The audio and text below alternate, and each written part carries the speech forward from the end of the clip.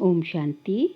आज 15 दिसंबर 2023। आज की शिरवाणी की मुख्य पंक्तियाँ हैं। मीठे बच्चे, ये बना बनाया अनादि ड्रामा है। इस ड्रामा में हर एक एक्टर की एक्ट फिक्स है। ये बना बनाया अनादि ड्रामा है। इस ड्रामा में हर एक एक्टर की एक्ट फिक्स है। मोक्ष किसको भी नहीं मिल सकता। प्रश्न है, शिव बाबा अशरीरी है, वह शरीर में किस लिए आते हैं? कौन सा काम करते और कौन सा नहीं? उत्तर है, बाबा कहते, बच्चे, मैं इस शरीर में तुम्हें सिर्फ मुरली सुनाने आता हूँ। मैं मुरली सुनाने का ही काम करता हूँ। मैं खाने पीने के लिए नहीं आता हूँ। मैं आया हूँ तुम्हें नई राजधानी देने। बाकी स्वाद तो इनकी आत्मा लेती है। गीत है, छोड़ भी दे आकाश सिंहासन, अब धरती पे आचार्य। ओम शांति। गीत बजाए ही वह जाते हैं जिसमें अपना ताल्लुक है। आकाश में कोई तख्त नहीं है। आकाश इस पोलार को कहा जाता है। बाकी आकाश तत्व में तो तख्त नहीं है। ना परम पिता परमात्मा इस आकाश में तख्त पर रहता है। बाप बच्चों को समझाते हैं, हम परम पिता परमात्मा और तुम बच्चे जो आत्माएं हो, दोनों इस सूर्य चांद सितारों से उस पार रहते हैं। उसको मूल वतन कहा जाता है। जैसे यहाँ आकाश में सूर्य चांद सितारे हैं, वैसे हूबहू झाड़ की माफिक मैं तत्व में भी आत्माएं रहती हैं। जैसे सितारे आकाश पर खड़े हैं, कोई चीज पर आधार नहीं है। अहम आत्माएं और परमात्मा बाप हम सब रहने वाले मैं तत्व में हैं। स्टार माफिकी हैं। ज्ञान सूर्य, ज्ञान चंद्रमा, ज्ञान सितारे। अब ये तो समझाया है। जब जब भीड़ पड़ती है, दुख होता है, तब आता हूँ, पुराने को नया बनाता हूँ। पुराने में ही दुख होता है। कलयुग में है दुख की भीड़। स्वर्ग में तो सुख ही सुख है। फिर से मुझे आकर सहज ज्ञान और सहज राजयोग सिखलाना होता है। सब बुलाते हैं कि आओ।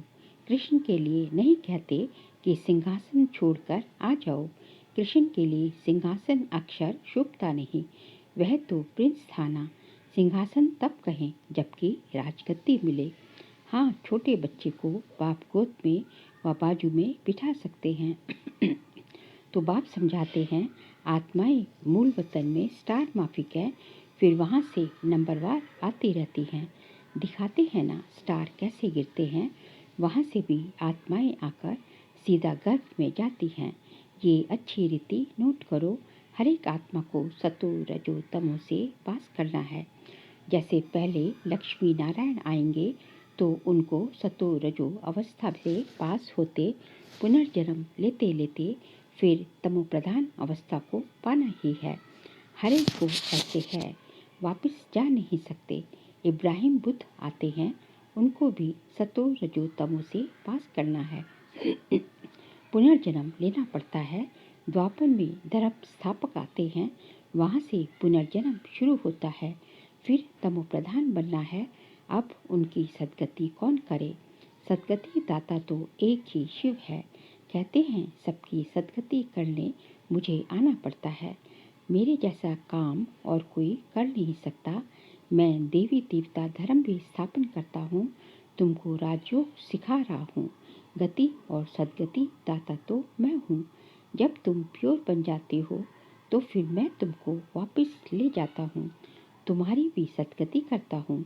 तुम्हारे साथ जो अनेक धर्म वाले हैं, उन धर्म स्थापकों सहित सबका उद्धार करता हूँ। तुमको ज्ञान से श्रृंगार कर स्वर्ग के मालिक लक्ष्मी अथवा नारायण को वरने लायक बनाता हूँ। फिर तुमको वापस ले जाता हूँ। सबको पहले मुक्ति धाम भेज देता हूँ। सबका सदगति दाता भी हूँ। दूसरे धर्म स्थापक जो आते हैं, वह सदगति नहीं करते। वह सिर्फ अपना धर्म स्थापन कर उनकी वृद्धि करने लग पड़ते हैं। अपने धर्म में पुनर्जन्म लेते सतो रजो तमो से पास करेंगे। अभी सब तमो प्रधान हैं। अब इनको पावन सतो प्रधान कौन बनाए? बाप खुद बैठ बच्चों को समझाते हैं। भगवान आकर सबकी सदगति भी करते हैं। भारत को स्वर्ग भी बनाते हैं। जीवन मुक्ति के लिए राजयोग सिखाते हैं। इसलिए बाप की इतनी महिमा है। गीता है सर्वशास्त्र में शिरोमणि, परंतु कृष्ण का नाम लिख देने से भगवान को भूल गए हैं। भगवान तो सबका सद्गति दाता है। इसलिए गीता सब धर्म वालों के लिए धर्मशास्त्र है। सबको इसे मानना पड़े। सद्गति का शास्त्र और कोई है नहीं। सद्गति देने वाला है ही एक, उनकी ही गीता है। तुम बच्चों को सद्गति का ज्ञान दे रहे हैं। गीता में शिव का नाम होता तो सब धर्म वालों का ये शास्त्र होता। बाप सबको कहते हैं, अपने को आत्मा समझ मेरे साथ योग लगाओ तो विकर्म विनाश होंगे और तुम मेरे धाम आ जाएंगे। सब धर्म वालों की सद्गति करने वाला भी मैं हूँ। बाकी तो आते ही हैं अपना अपना धर्म स्थापन करने। मनुष्य कहते हैं, क्या मोक्ष नहीं मिलेगा? बाप कहते हैं, नहीं, जो भी सब आत्माएं हैं सबका पार्ट ड्रामा में फिक्स है। किसकी एक्ट बदल नहीं सकती। हर एक की पूरी एक्ट का अनादि ड्रामा बना हुआ है। ड्रामा अनादि है, उसका आदि मध्य अंत नहीं है। सृष्टि की आदि सतयुग को कहा जाता और अंत कलयुग को कहा जाता। बाकी ड्रामा का आदि और अंत नहीं है। ड्रामा कब बना ये नहीं कह सकते, ये प्रश्न उठ नहीं सकता। बाबा ने समझाया है कि और जो भी शास्त्र हैं उनसे हर एक ने आकर अपना धर्म स्थापन किया है, सद्गति नहीं की है। उन्होंने तो धर्म स्थापन किया, उनके पीछे वृद्धि होती गई। कितनी कितनी गुह्य पॉइंट्स हैं, ऐसे निबंध लिखने जैसी है। यहाँ गपोड़े की बात नहीं, हार जीत का ये ड्रामा है। सतयुग में परमात्मा को याद करने की दरकार नहीं। परमात्मा को याद करें तो फिर ये बातें भी समझें कि हम ब्राह्मणों को उसने रचा है। तुमको तो सम्मुख बतलाते हैं कि मैं रचता हूँ। ये ब्राह्मणों की नई दुनिया है, संगम की। चोटी को तो कोई नहीं जानते। विराट रूप बनाते हैं, उसमें देवता क्षत्रिय वैश्य शूद्र दिखाते हैं। ब्राह्मणों को भूल गए हैं। सतयुग में देवताएं, कलयुग में शूद्र। संगम युगी ब्राह्मणों को कोई जानते नहीं। ये राज बाप आकर समझाते हैं। बाबा कहते हैं, पवित्रता बिगर कभी धारणा नहीं हो सकती।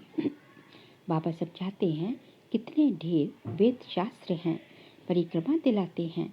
मंदिरों से चित्र निकाल परिक्रमा दिलाए, फिर वापस मंदिर में ले आते हैं। बाबा अनुभवी है, शास्त्रों से गाड़ी भरकर परिक्रमा देते हैं। ऐसे ही फिर देवताओं के चित्र भी गाड़ी में रख परिक्रमा दिलाते हैं। ये सब है भक्ति मार्ग।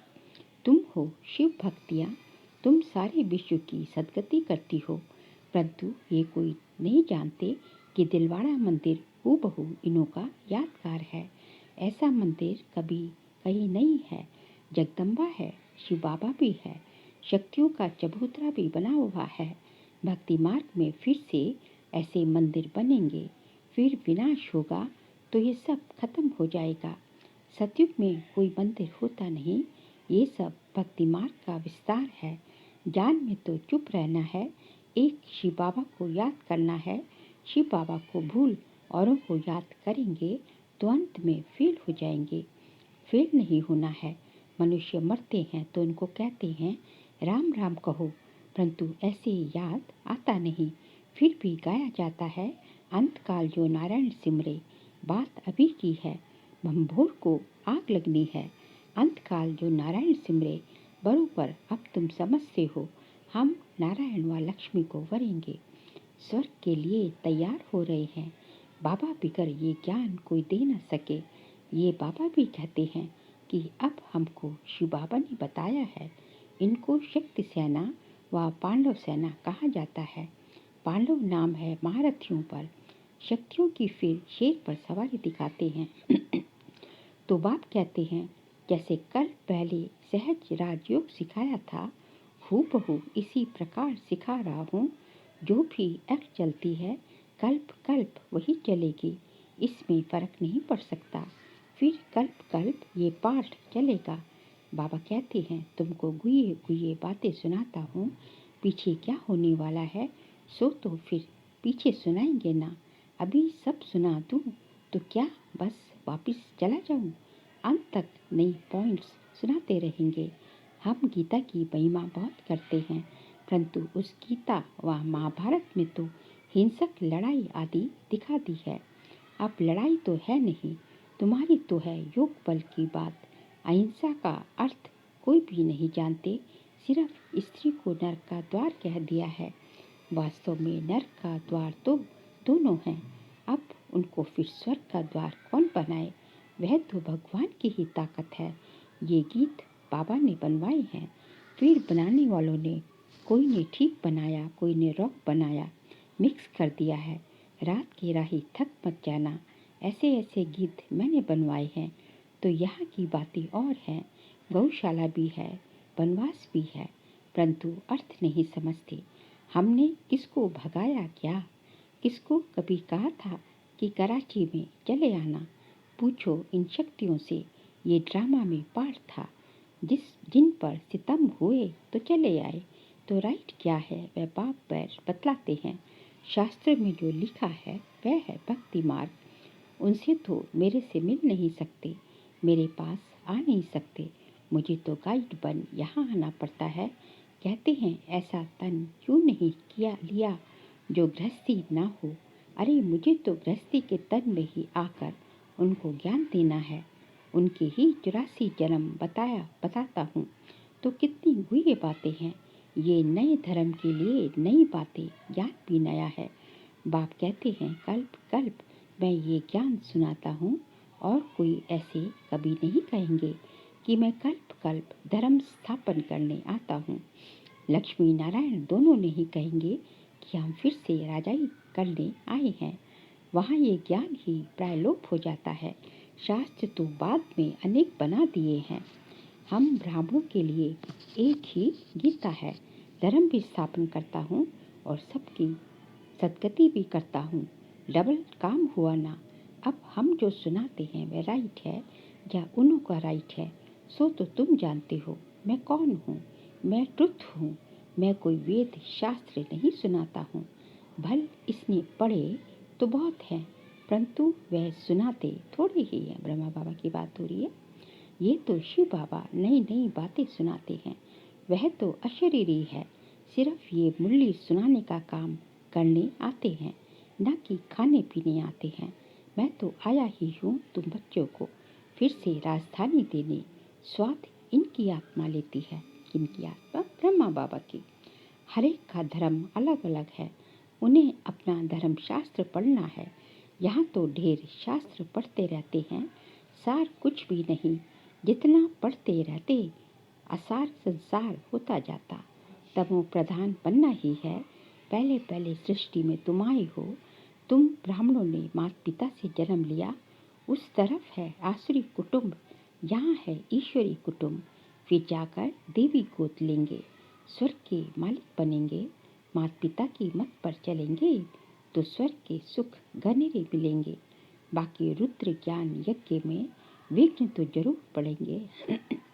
बाप कहते हैं बच्चे, विकारों पर जीत पाने से ही तुम जगत जीत बन सकते हो।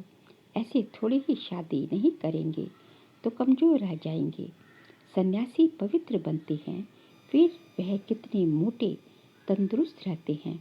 यहाँ तो ब्रेन का काम है, मेहनत है। दधीची ऋषि का मिसाल है ना।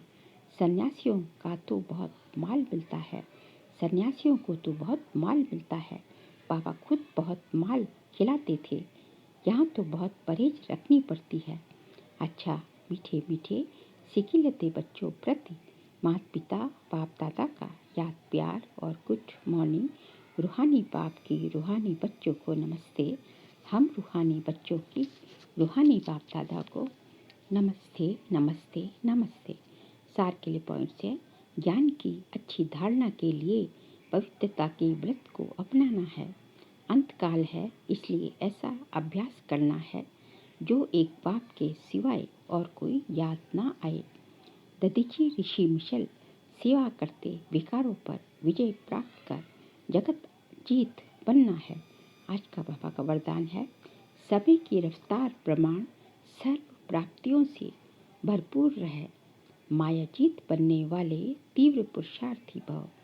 सभी की रफ्तार प्रमाण सर्व प्राप्तियों से भरपूर रहे, मायाजीत बनने वाले तीव्र पुरुषार्थी भव।